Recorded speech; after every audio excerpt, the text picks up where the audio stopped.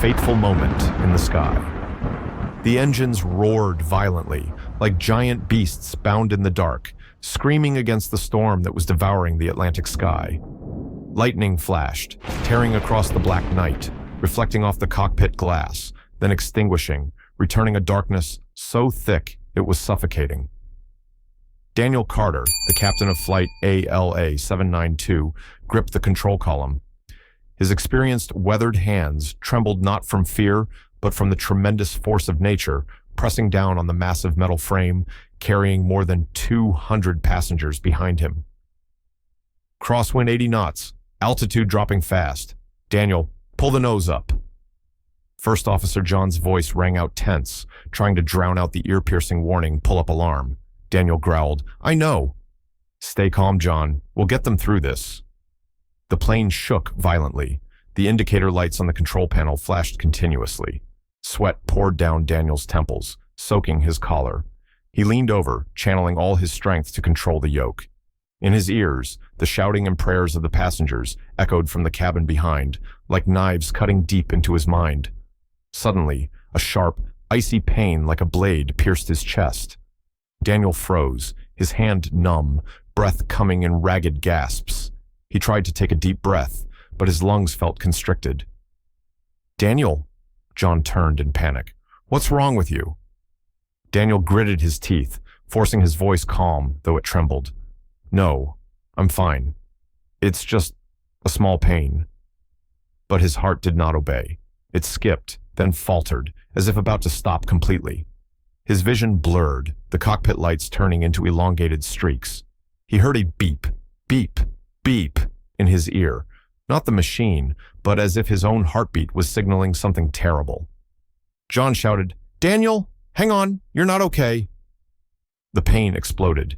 Daniel collapsed onto the instrument panel, his chest beating once hard, then going silent.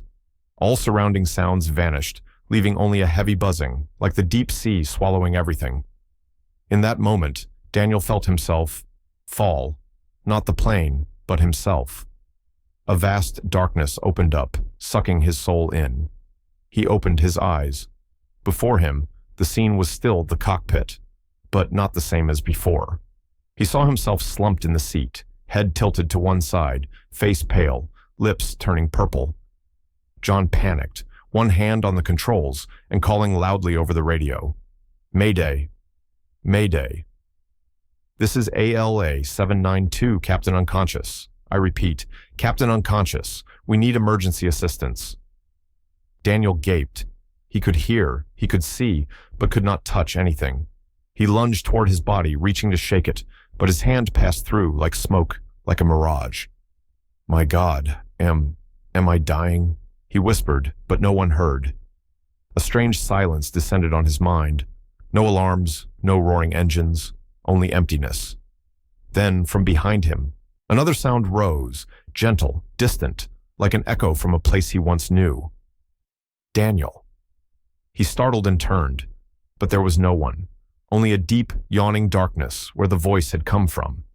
His heart, no, his soul, trembled. Who is calling me? The answer was only a whisper like the wind, Daniel. In an instant, the image of his little daughter flashed in his mind. The brown-haired girl, big round eyes, standing at the airport, waving and calling, Daddy, come home soon. I'll wait for you. Emily. His lips trembled, eyes brimming.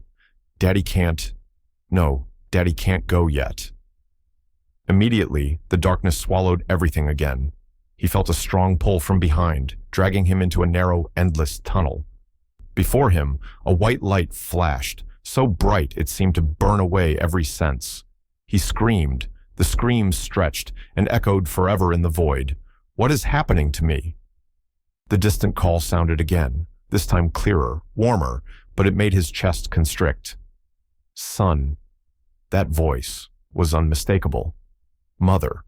The mother who died in the plane crash when he was 10. Terror exploded in Daniel's mind, mingled with a profound emotion that made his knees want to buckle, even though he no longer had a body. No, this can't be. Outside the cockpit, amid the terrible storm, the massive plane still lurched, plunging through the darkness. The co-pilot strained to control it, passengers prayed in panic, and the soul of Captain Daniel Carter, between life and death, could only ask itself, is this the end, or only the beginning? Before the storm. The morning in New York was filled with golden sunlight, pouring down on the crowded streets. Car horns, people talking, footsteps clattering on the sidewalk created the familiar symphony of the city that never sleeps. In the 18th floor apartment overlooking the Hudson River, Daniel Carter stood silently at the window, holding a cup of coffee that had long gone cold. He looked down at the lines of cars trailing one another, his eyes distant, as if searching for something in the vastness. The wall clock showed 7 a.m.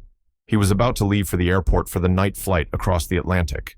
But in his mind, the echoes of last night had not faded. A strange dream. In that dream, he saw his mother, her gentle smile, her eyes sad and far away, standing at the end of a long corridor, reaching out her hand to him. Daniel woke up drenched in cold sweat, his heart racing. He was used to nightmares about his mother, but last night's dream was too real, too close. A small voice sounded behind him. "Daddy, you couldn't sleep again?" Daniel turned around. Emily, his 7-year-old daughter, her brown hair falling to her shoulders, was hugging a teddy bear bigger than herself. She rubbed her eyes, her voice sleepy but full of worry. He quickly smiled, bent down, and pulled her into his arms. "It's okay, princess. Daddy just woke up a little early." Emily looked up at him with clear eyes. "Don't work too much anymore, okay?" Mommy said, "Your heart is weak." The smile on Daniel's lips froze. He gently stroked his daughter's hair, hiding the shock inside. She didn't know he had secretly ignored the doctor's warning to keep flying. Pilots don't easily admit to heart problems. It's the end of their career. He couldn't imagine his life without sitting behind the controls, looking down at the white clouds. He took a deep breath, trying to keep his voice calm. "Daddy's fine, Emily. I promise you, after this flight, I'll take a few days off at home, just to play with you, okay?" The girl smiled happily, kissed him on the cheek, then ran into the kitchen. Daniel stood up, walked to the dining table where his wife, Sarah, was busy preparing breakfast. Sarah was 36, her blonde hair neatly tied back, her beautiful face marked with fatigue. Life with a husband constantly away was never easy. "You stayed up all night again, didn't you?" she asked, her eyes still on the pan of eggs. "No, just didn't sleep deeply," Daniel replied, avoiding his wife's gaze. Sarah placed the plate on the table, then turned to him, her voice lowered. "I know you're hiding something from me. Don't think I don't notice.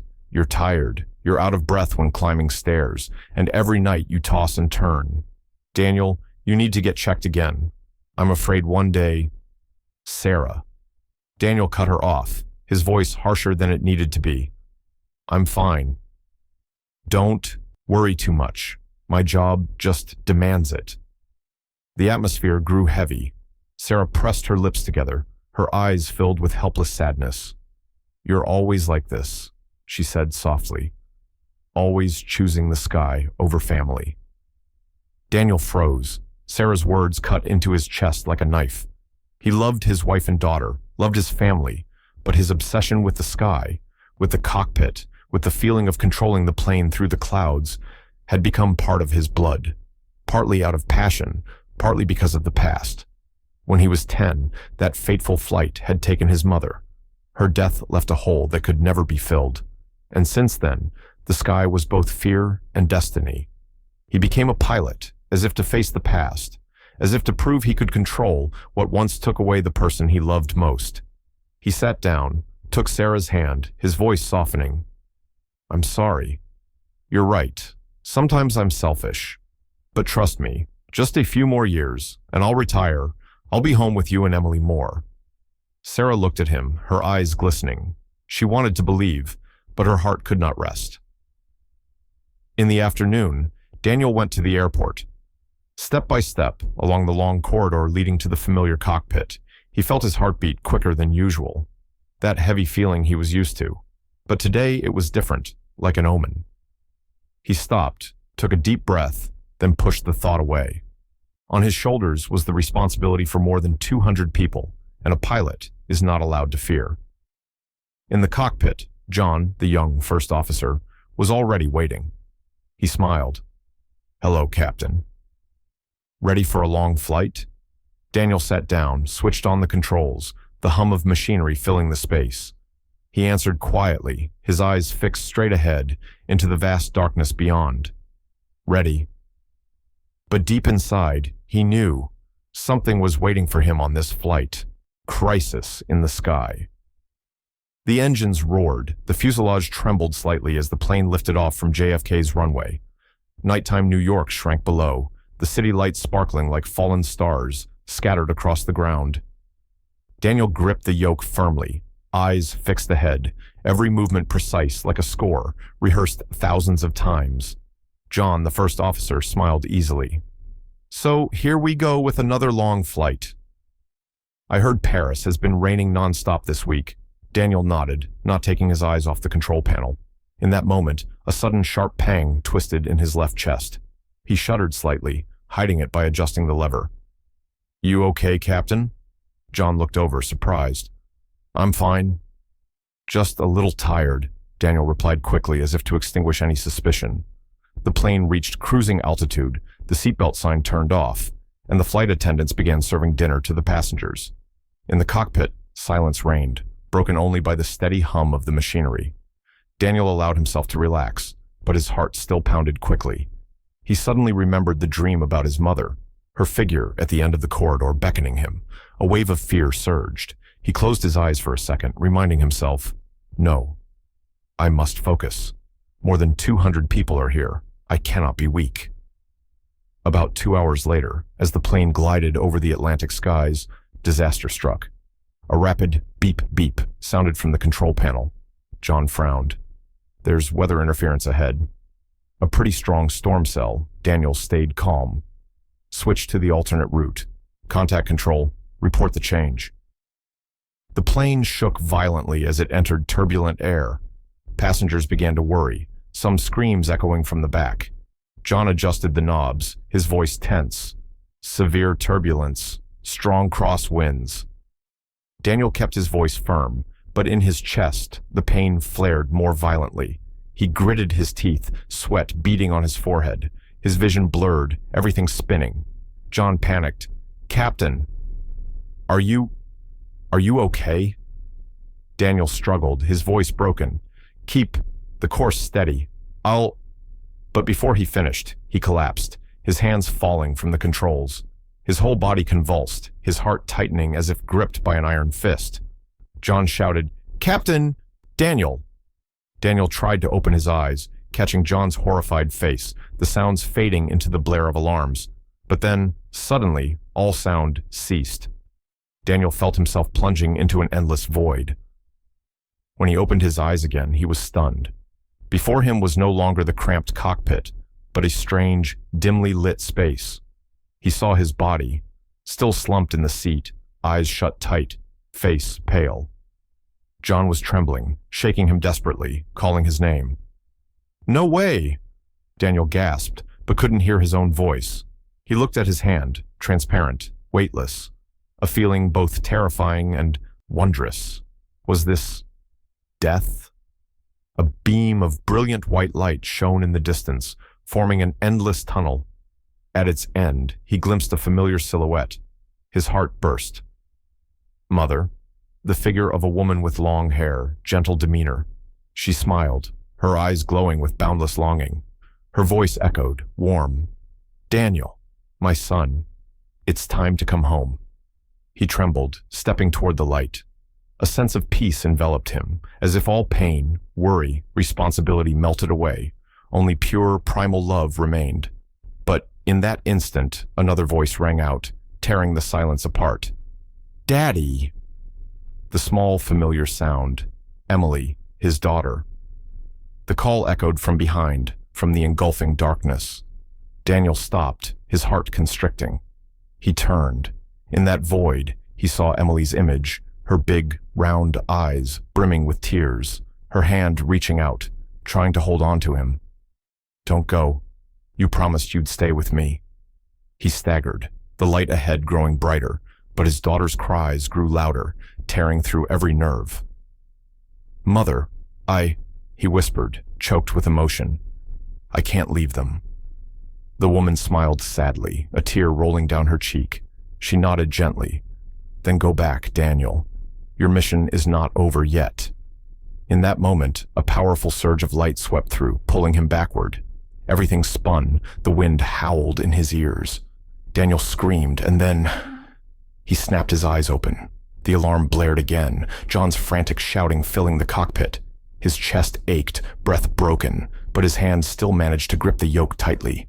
John gasped. "Captain! My God, you're awake!" Daniel clenched his teeth, ordered, "Hold, steady, we have to get through this storm." The plane shuddered violently, lightning flashing outside the windows. But Daniel knew, even if his heart shattered, he had to bring the steel bird back safely. For Emily, for Sarah, for every life seated behind him. The spiritual journey. Daniel's body lay motionless in the pilot's seat, but his soul had been pulled out of the cockpit, carried away through the vast void. At first, he could still see John frantically shaking and calling, see the nurse's hands flying over the defibrillator, hear passengers screaming in terror.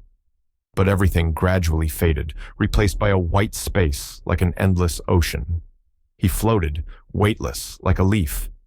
The only sound he could hear was his heartbeat, no longer rapid, no longer frantic, but gentle, steady, like the rhythm of waves. From within that light, the figure of a woman appeared. Mother. Her long brown hair billowed as if in the wind, her kind eyes full of love. Daniel felt himself return to being an 8-year-old boy, the last time he had been held in her arms.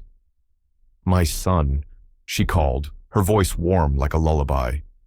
"Mother," Daniel trembled. I have been searching for you all these years. Why are you here now?" She placed her hand on his cheek, a warmth spreading through Daniel's fragile soul. "I never left you, Daniel. But you kept flying away, endlessly fleeing your fear, so you could not hear me." Daniel wept. All the painful memories rushed back. The moment the plane exploded long ago, the flames engulfing, the choked cries of a boy who had lost his mother. He had turned that pain into drive, into passion, but it had also become a shackle. "I am so afraid, Mother. I'm afraid of losing everything. I'm afraid I will be like you, gone in the sky." She nodded softly, her voice gentle. "But Daniel, living is not avoiding death. Living is daring to face it, daring to love, daring to keep your promises to those you cherish." The space around him changed. A screen like a sheet of water opened, reflecting his whole life. He saw himself as the boy clutching a toy plane, dreaming of flying. He saw himself graduating from flight school, eyes bright with pride. He saw himself holding Sarah on their wedding day, the happy smile on her face. He saw Emily learning to walk for the first time, stumbling and crying. But he was not there, because he was on an international flight. He saw Sarah alone, lighting a birthday candle for their child, her eyes sad and quiet. Daniel trembled. My God, I missed so much. His mother looked at him, gentle but resolute. You have a choice, Daniel. Stay with me in eternal peace, or return. Though you will endure pain, illness, you will still have the chance to love, to mend, to live fully. He bit his lip, tears falling. I want to stay, Mother. I am so tired. The moment the words left him, a feeling of peace arrived. But then another image appeared, Emily, the little girl sitting on her bed, hugging her teddy bear, staring at the phone, waiting for a call from her father. Her voice echoed, Daddy, when will you come home? Daniel choked and sank in the white space. No, she needs me. Sarah needs me. I cannot leave them. His mother stepped forward and hugged him tightly. If that is your choice, go. But remember, every breath you have from now on is a gift. Don't waste another one. The light enveloped him, so brilliant that Daniel had to squeeze his eyes shut. His whole being trembled as if pulled back to reality. In the cockpit, John was attempting chest compressions, his voice hoarse. Daniel, listen to me. You are not leaving me behind." A flight attendant sobbed. We lost the captain." At that moment, the defibrillator discharged. Daniel's body jerked. The heart monitor jumped to a faint waveform. Then, beep, beep, beep. Daniel's eyes snapped open, breath rushing into his lungs. He coughed violently, tears streaming, his hand reflexively clutching John's arm. John exhaled, his voice breaking. "My God, you came back!" Daniel trembled, his heart racing, but he forced himself to speak, his voice hoarse. "Stabilize the plane. We still have to bring them home." John nodded, gripping the yoke. In that moment, Daniel knew. He had just stepped out of the thin line between life and death. And what held him back was not skill, not survival instinct, but love, the promise he had yet to fulfill with his family. The machinery's sounds echoed in the stark white room of the hospital. The beep, beep of the heart monitor rang beat by beat, like the music of life. Daniel opened his eyes. The bright light at first made him wince. His breathing was rapid, his chest aching, but he was alive. A warm hand clasped his. Sarah. She sat at the bedside, her eyes rimmed and swollen from crying, her hair disheveled. When she saw Daniel awaken, she burst into sobs. "Daniel! Oh my God, you came back. I thought I had lost you forever." He tried to smile, his voice hoarse. "I'm sorry, Sarah. I made you suffer too much."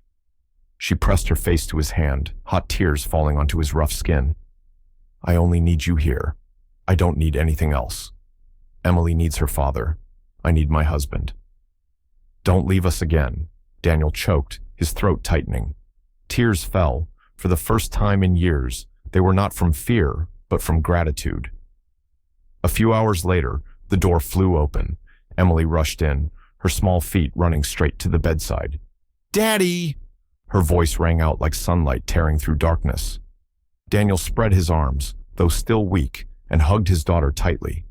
Emily buried her face in his chest, sobbing, "Promise you won't go away from me anymore. Promise." Daniel squeezed her, his trembling hand stroking her hair. "I promise. With my whole life, I will always be by your side." In that moment, time seemed to stop. He felt every breath of Emily's, every hot tear, every small heartbeat. Everything was real, and everything was the reason he had to live. In the weeks that followed, Daniel underwent recovery. He stopped flying indefinitely, devoting all his time to his family. Each morning, instead of rushing to the airport, he walked Emily to school. Each evening, he cooked with Sarah, and the family gathered together. Once, while sitting on the porch watching the sunset, Sarah softly asked, "Daniel, what did you see when your heart stopped?" He was silent for a long moment, staring at the orange sky. Then he answered, his voice choked. "I saw Mother. She told me I hadn't lived fully, and I saw Emily calling me. It was her who pulled me back." Sarah held him, tears falling on his shoulder. "Thank you for coming back." Daniel began keeping a journal. He recorded every detail of that strange journey, the separation from his body, the tunnel of light, the meeting with his mother, the choice between life and death. He shared it at a community talk for pilots. Many listened and wept. Daniel ended his talk with a line. "We can fly anywhere, touch the sky, but don't forget, paradise is not far away. Paradise is when we sit beside the ones we love, cherishing every moment we have." One afternoon, Daniel took Emily for a walk by the sea. She laughed, picking up tiny shells. He walked slowly, his eyes full of love as he watched her. The sunset stained the sky red, the sea reflecting the shimmering light. Emily turned and held out a tiny shell. "Daddy, this is for you." "It's my treasure." Daniel sat down, held his child close, and whispered, "My greatest treasure is you." He looked up at the sky, his heart filled with peace. He had once run away, let the past haunt him. But now he understood. Life is not conquering the sky. It is living every moment fully on the ground, beside those you love. And as Emily held his hand tight, Daniel smiled and whispered into the wind, "Mother, I have returned. I will live. truly live. If you've ever had a moment that made you realize the true meaning of life, share your story below. Don't forget to follow to hear more journeys that touch the depths of life and the heart.